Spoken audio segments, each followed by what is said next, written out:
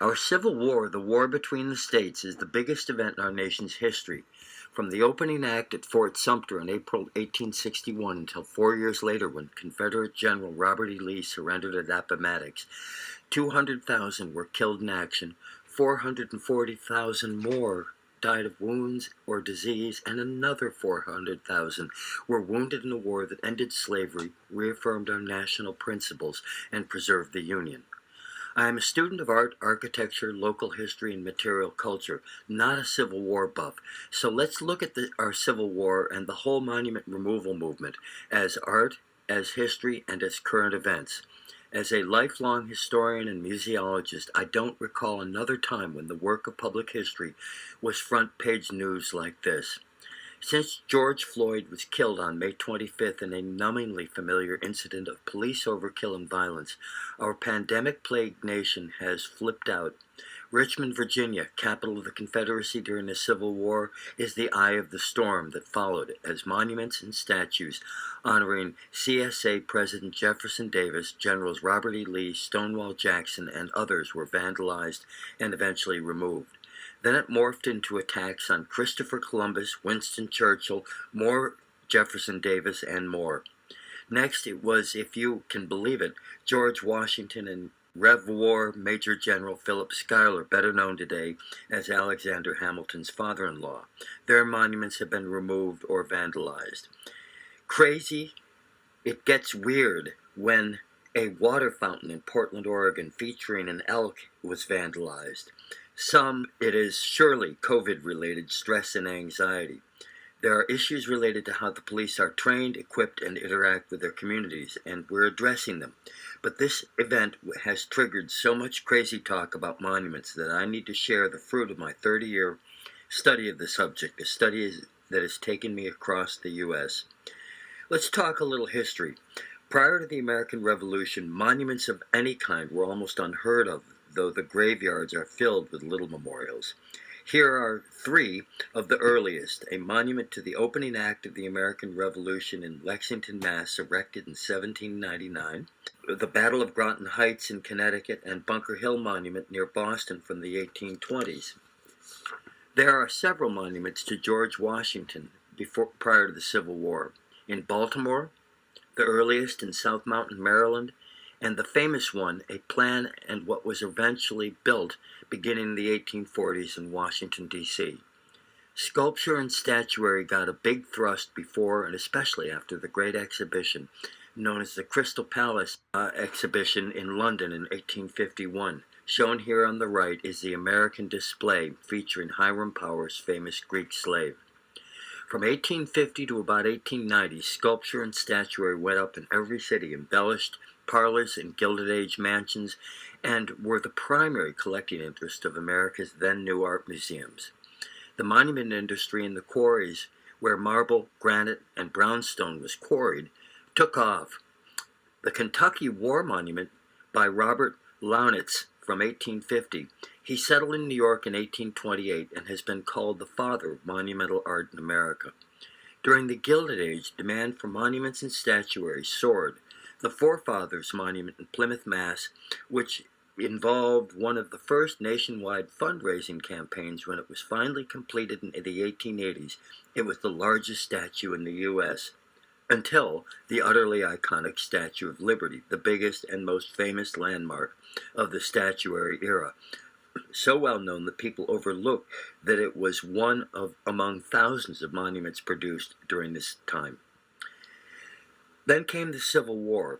For 4 years, the United States came apart in a bloody conflict that took the lives of 650,000 young men and boys, more than half the total of all our wars combined. Another 500,000 suffered war wounds, and that doesn't include the psychological toll. It was trauma on a scale not seen before or since, and it affected everything going forward, especially the need for monuments and memorials. Beginning as early as 1866, monuments and headstones were erected in hundreds of cemeteries, both municipal and military, around the North and South. Monuments embellished town greens. Monument makers like Hartford's James Batterson thrived as orders poured in from around the country. Batterson's firm won the commission for the National Monument at Gettysburg. Ames Manufacturing Company in Chicopee, Mass. retooled its cannon foundry to make cast bronze statuary. Headed by Silas Mosman and his son Melzar, who trained as a sculptor, they both cast and designed statuary. This example, the Soldiers and Sailors Monument in Bridgeport, Connecticut. Communities like New Haven, shown here, lavished expense on grandiose soldiers and sailors monuments that were often dedicated to civic pageantry, featuring parades involving renowned Civil War officers.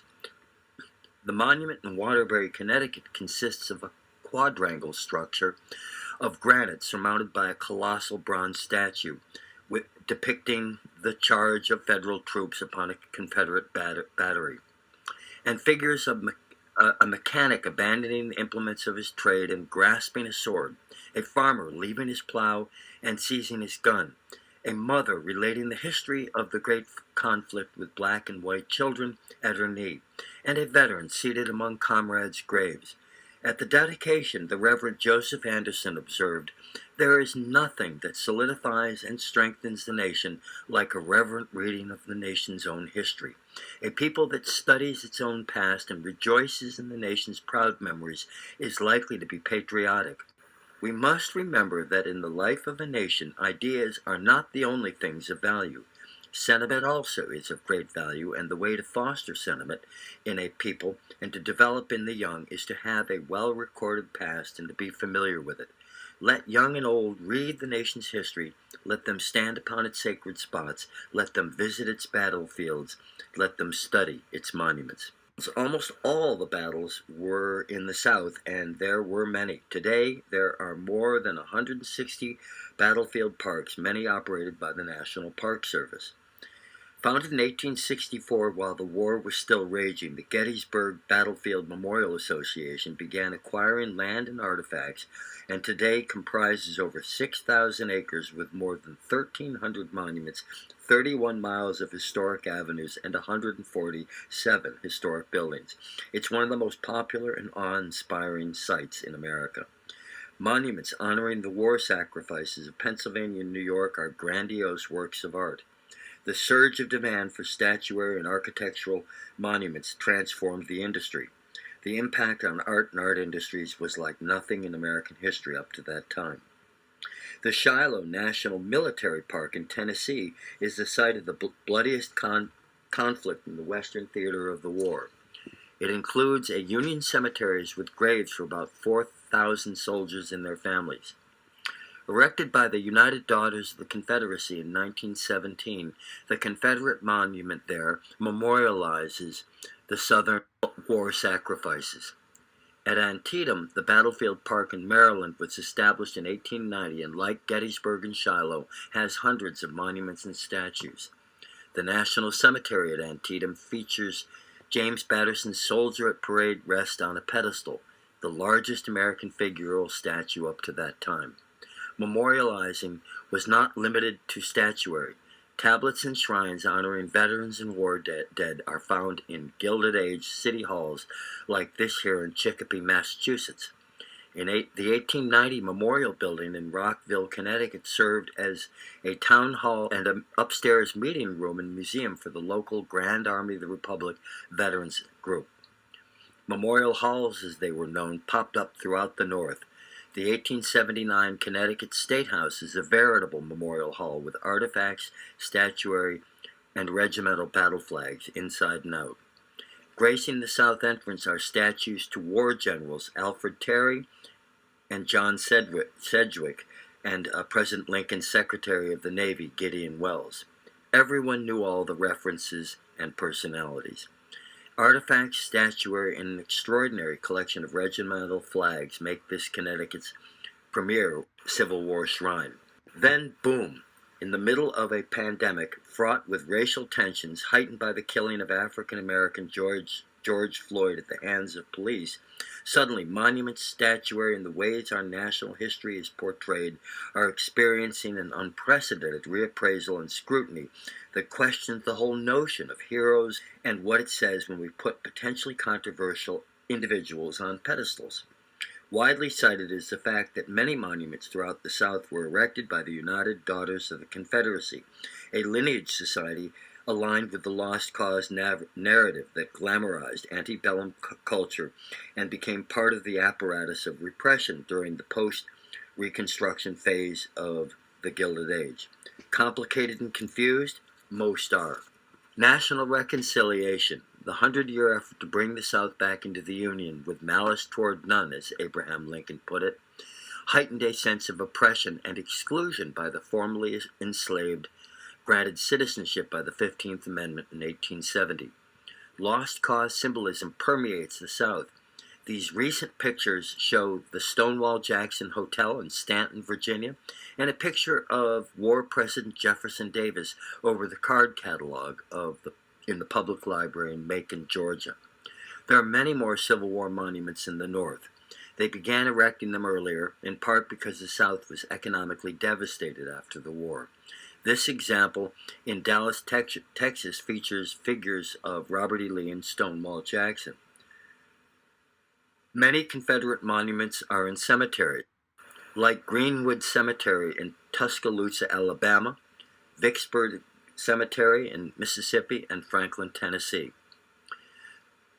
Mount Hope Cemetery in Winchester, Virginia, the Confederate Cemetery in Fredericksburg, Virginia.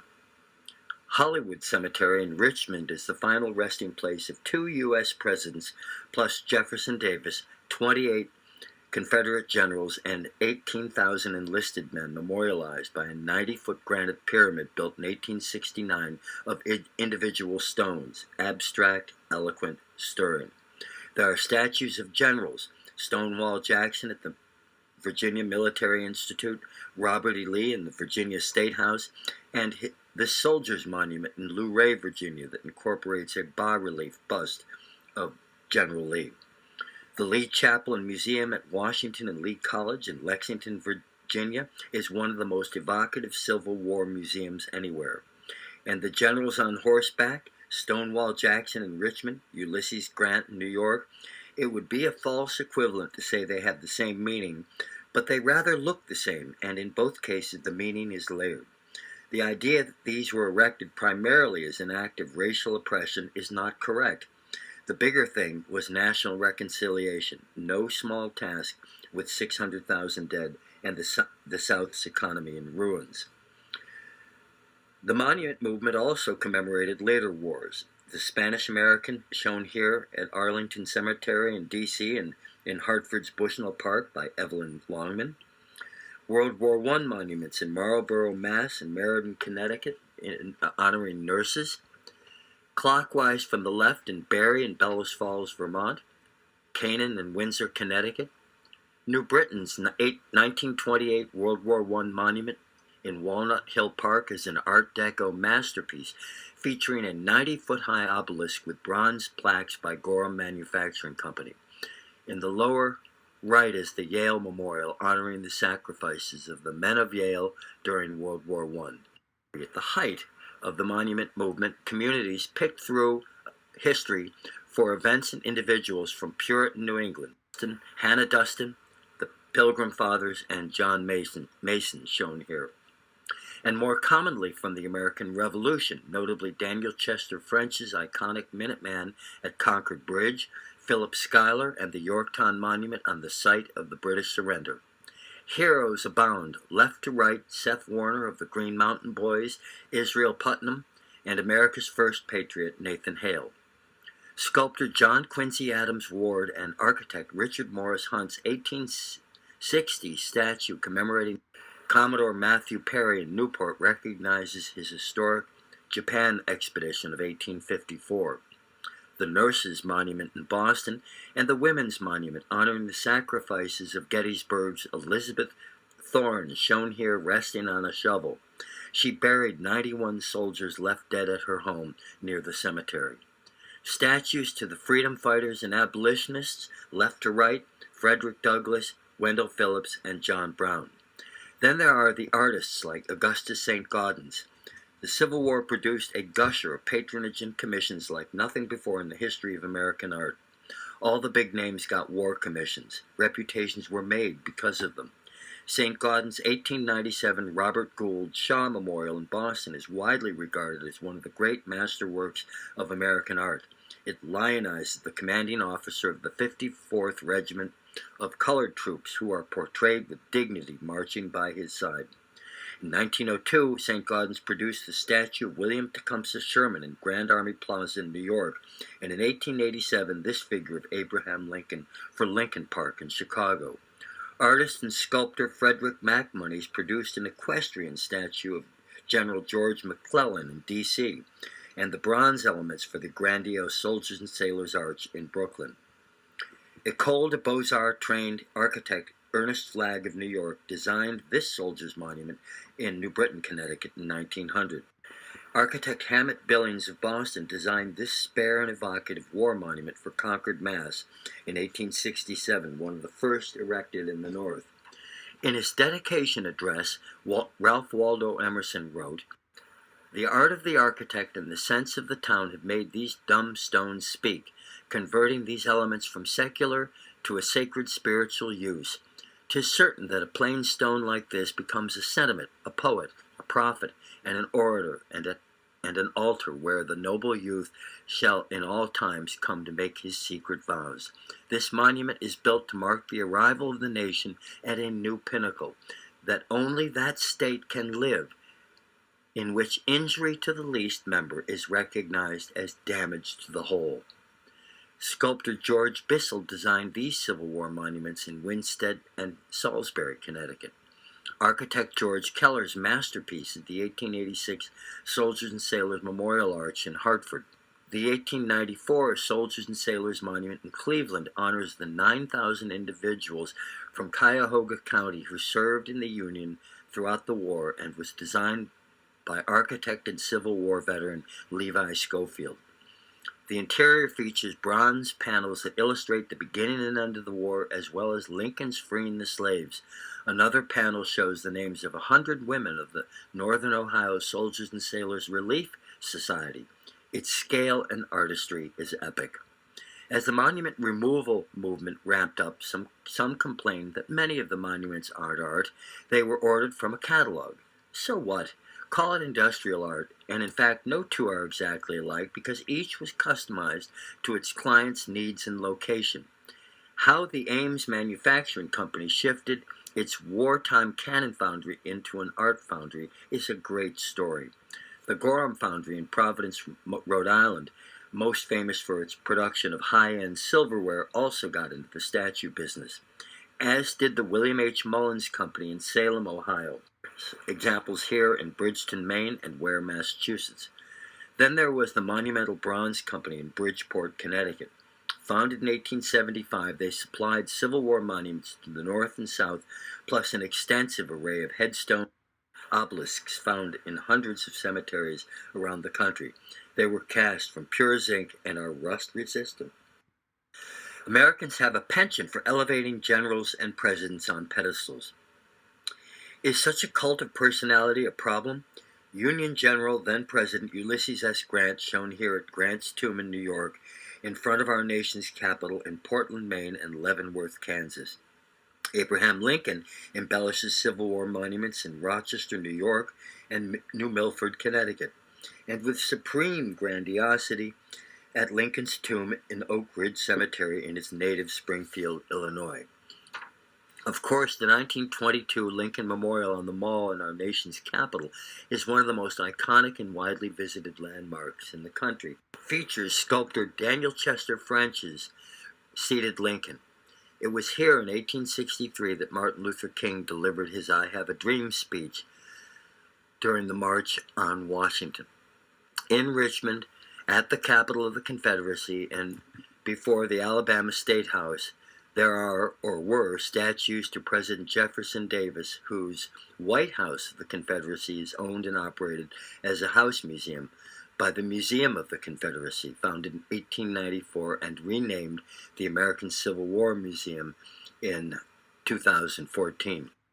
None of this is easy, but these are amazing historic sites. Civil War history has been Richmond's biggest draw for the 7 million annual visitors, a city where tourism is a $2 billion industry. Monument Avenue in Richmond is understandably controversial, and most of the monuments have now been removed. But what about the Capitol, the museums, the cemeteries? My view, we don't learn from history by erasing it.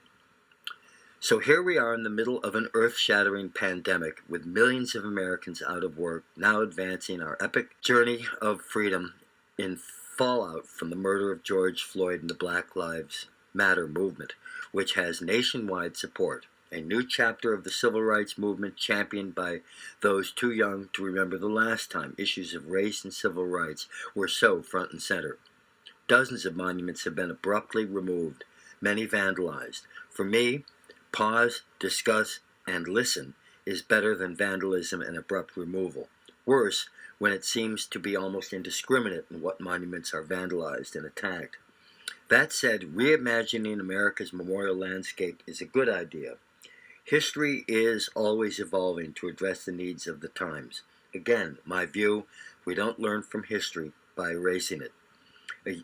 A year before the George Floyd incident, the University of Texas in Austin removed the statue of Jefferson Davis on campus to the Briscoe Center for American History, where it is the subject of a nuanced, multi-perspective interpretation.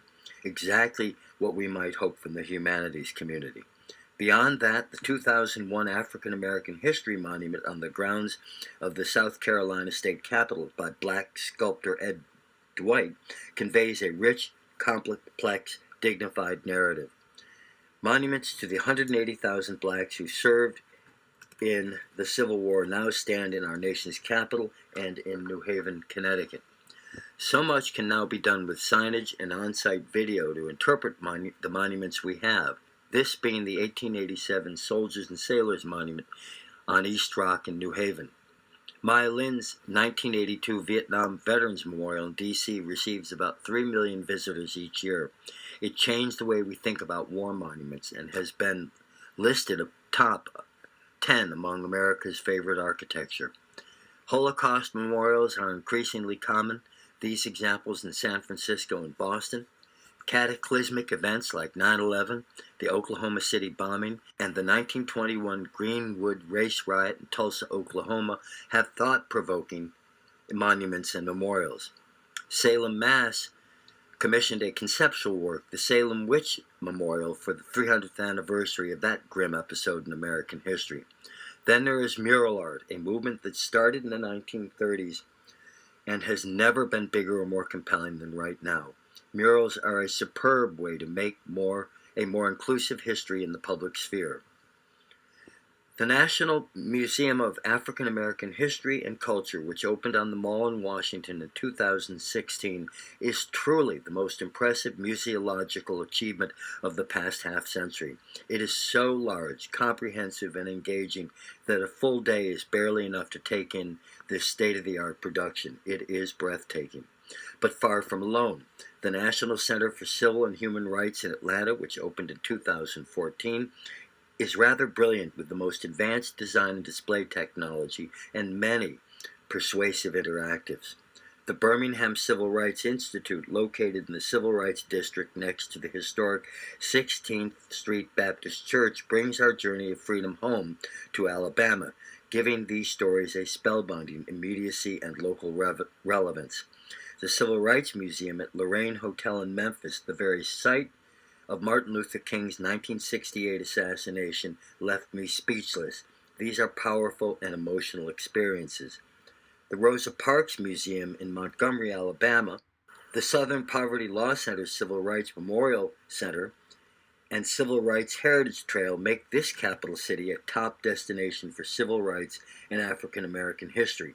Montgomery is also home to an outstanding Alabama State Museum, Old Alabama Town, an outdoor living history museum, the first White House of the Confederacy, and a state house rich in Civil War history and iconography.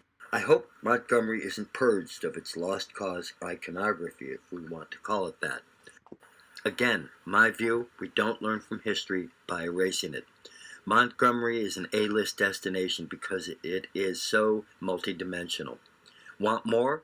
George Washington's Mount Vernon, which was a standard issue house museum when I first visited in the 1970s, is now a day-long experience that delves deep into the history of slavery on GW's plantation. It is so well done.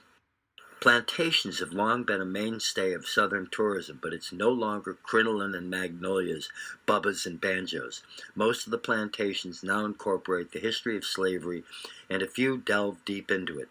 The Whitney Plantation, 45 miles west of New Orleans, is the gold standard for plantation history with a strong African American dimension.